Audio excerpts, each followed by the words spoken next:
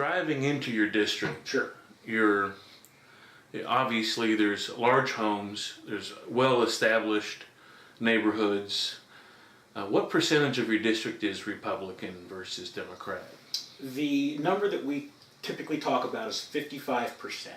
So we think it's a 55-45 Republican to Democrat ratio.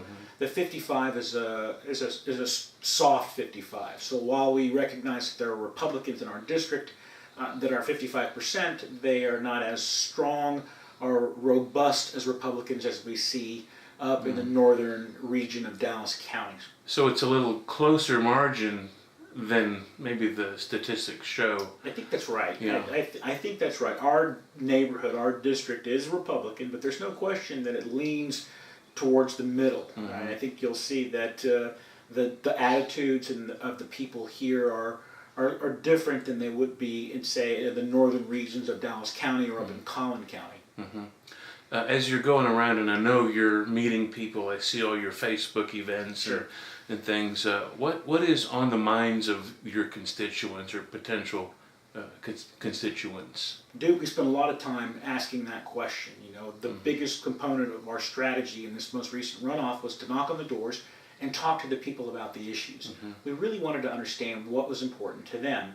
And overall, what we saw consistently were two issues. One, jobs and the economy. This is an economy that we have here in Texas that's stuck in neutral.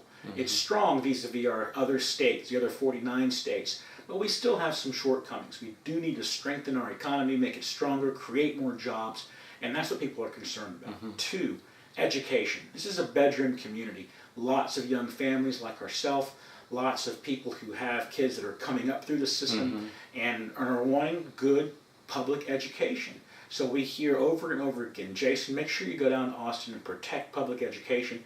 And we believe in public education, and that's something that I think separated our campaign as one of our themes from some of our opponents, because we talk about that and we care about that. What does it mean to protect education? For me, it means that we need to do two things. We need to have, first and foremost, comprehensive educational reform, but we also need to make sure we don't cut too deeply into the education budgets here in Texas. Now, that's one of the areas where we deviate a bit from some of our friends in the party, because we talk about making sure that there is not a deeper cut. There are not deeper cuts into public education.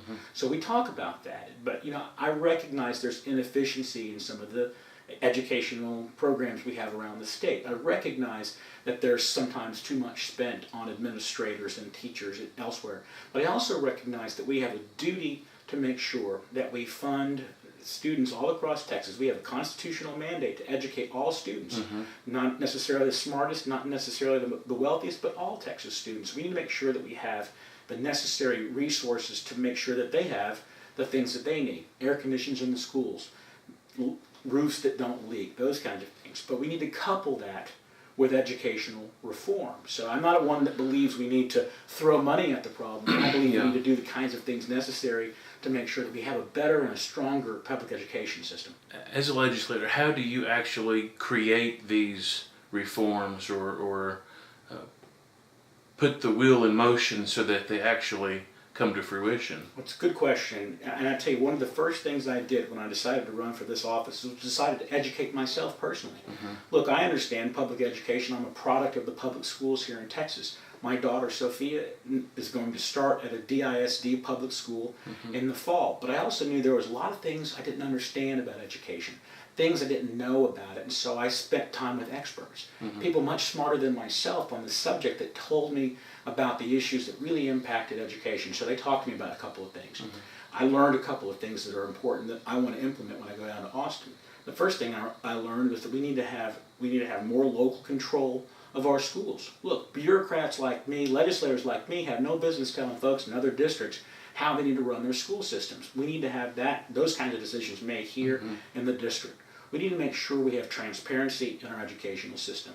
We need to make sure that our teachers and our administrators are compensated and promoted based on the performance of the students and not necessarily on their seniority. That's something that's different than what we have. We need to make sure we have expanded charter school systems. Now, I know there are some complaints about the charter school systems, but by and large, charter school systems in Texas have worked, where historically the public education system has failed. So I believe we should expand the charter school system. So those are three types of reforms that I think are important. I think what I will be sure to do when I'm down in Austin is to talk to the experts, talk to people that understand it, talk to people that have a history of doing very well in public education and educating me consistently on what's important, what we need to do.